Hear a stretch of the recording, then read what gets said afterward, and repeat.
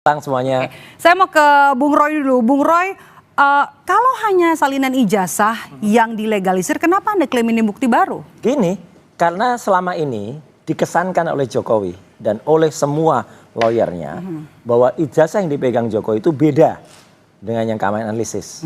Dan kami dituding telah melakukan rekayasa terhadap ijazah, telah mengubah ijazah itu, bahkan kami dituduh dengan pasal 32-35. Saya yang membuat pasal 32 dan 35 itu ketika di DPR dalam Undang-Undang ITE. Jelas betul kalau pasal itu memang hanya bisa digunakan untuk orang merekayasa suatu alat bukti atau barang bukti. Tadinya benar menjadi tidak benar atau sebaliknya. Tadinya tidak benar menjadi benar.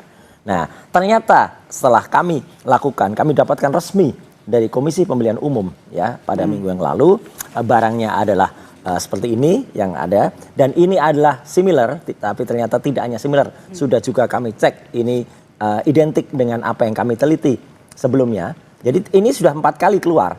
Pertama kali keluar Sigit Sunarta tahun 2022. Kemudian kedua kali keluar oleh postingan saudara Dian Sandi PSI. Itu yang harusnya malah kena, karena dia harusnya gambarnya tegak begini, dia miringkan begini, kemudian difoto. Jadi itu ada cacat distorsi. Itu harusnya yang kena. Kemudian dikeluarkan lagi oleh Bareskrim ketika gelar perkara yang pertama tanggal 22 Mei. Jadi dari mana sisi ini kalau ini bukti baru? Bukti baru adalah bahwa yang selama ini dikesankan kan selalu lawyernya bilang, Mbak Maidop, itu nggak benar, ijazahnya nggak kayak gitu. Coba mana ijazah aslinya nanti keluar, nanti kan ada perbedaan. Setelah kami lihat ini sama, dan kemudian di sini jelas juga jasnya di atas cap, ya. Ya udah, berarti ini adalah bukti selama ini, dan ini 99% adalah yang sudah kami teliti secara ilmiah bahwa itu palsu.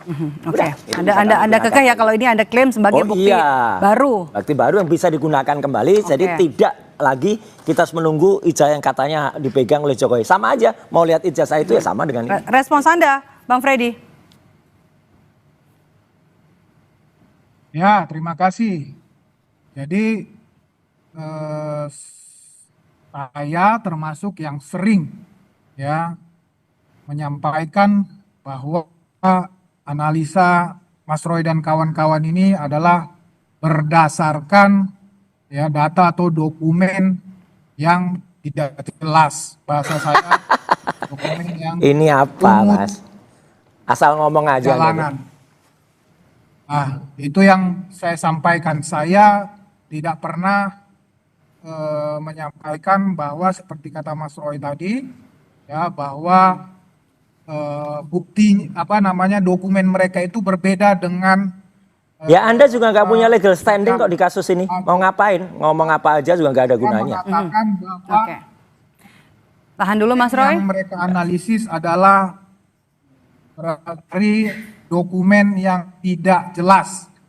Bukan berarti sekarang mereka katakan mendapat dokumen dari KPU, ya berarti ijazah Pak Jokowi palsu seperti yang mereka katakan. Justru seandainya pun dokumen itu benar, tahan dulu Bung Roy. Artinya